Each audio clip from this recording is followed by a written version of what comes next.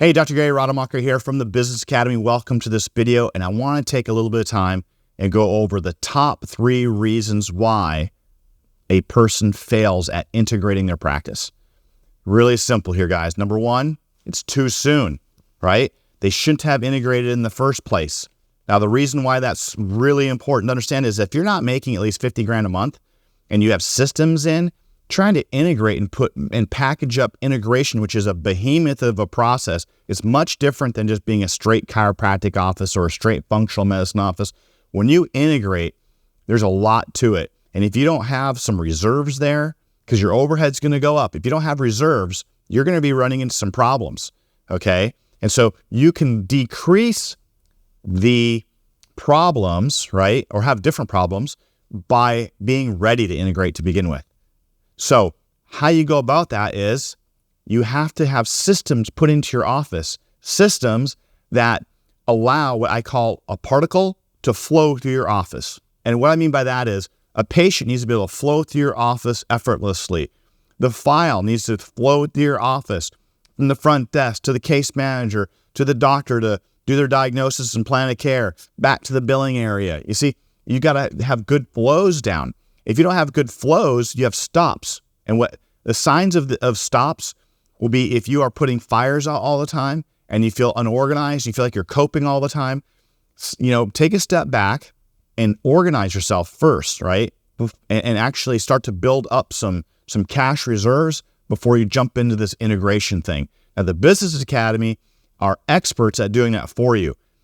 The number 1 offices out there that are successful integration have been a Business Academy client. Bar none, I know that for a fact. Okay. Number 2 is the lack of organizational know-how. I want you to understand is that if you're not organized and using what we call an organizing board to where you have very distinct divisions to where I was saying your speed of particle flow goes in and out of your divisions nice and easy, you're going to have a problem with integration. Okay, so number 1 problem I see with people who do not have organizational know-how is they fail at integration. I know many offices that are no longer integrated because of that fact alone. They didn't know how to organize their flows. And I know that's is a very gross explanation of it, but if you want more information, contact the Business Academy and we can help you with that because that's the number 2 reason why they fail. Number 3 is your flow and conversions are low. You need to be able to get new patients in, and you need to be able to sell high ticket items, because when you go into integration, you're no longer talking about a $2,000, $3,000, $4,000, $5,000 care program.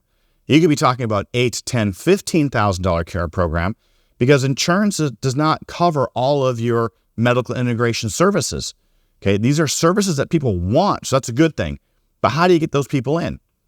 Like, how do you increase your flow of new patients? How do you increase the flow of new patients who are willing to pay $5,000, $10,000, $15,000 for your care program?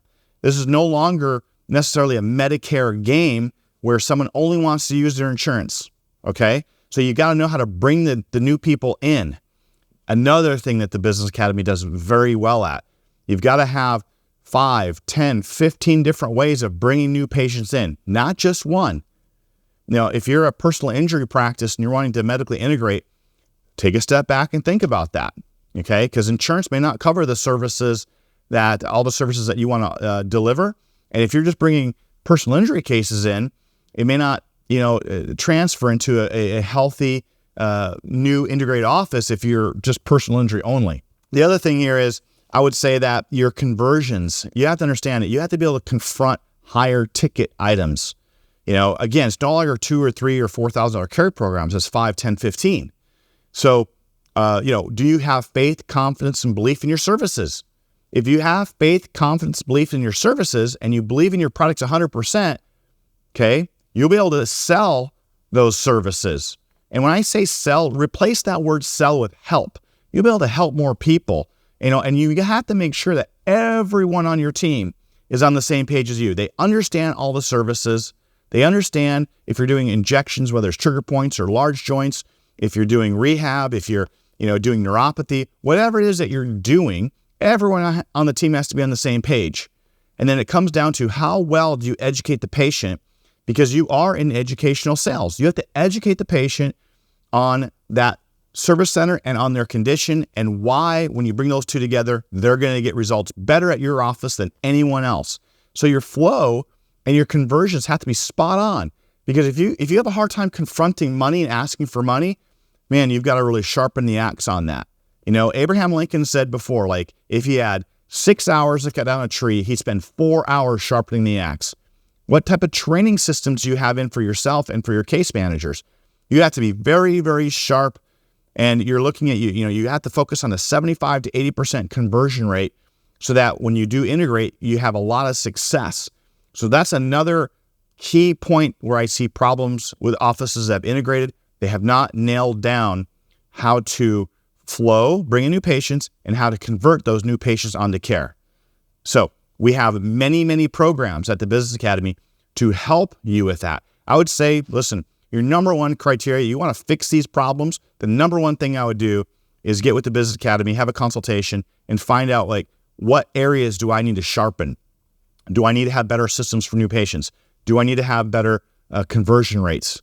You know, you need to check those two things, because if you check those and you're off, we would not help you with integration. We would not recommend that you integrate if you don't have those things in. We don't want you to waste your money.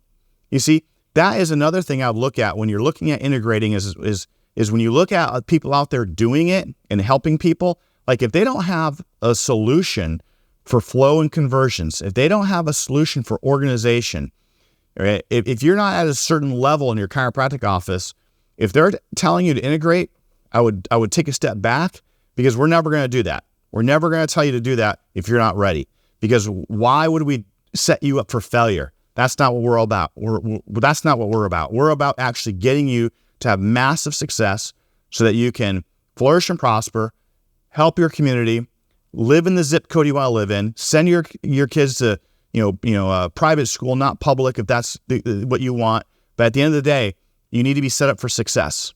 So I hope this was beneficial for you. We'll see you in the next video.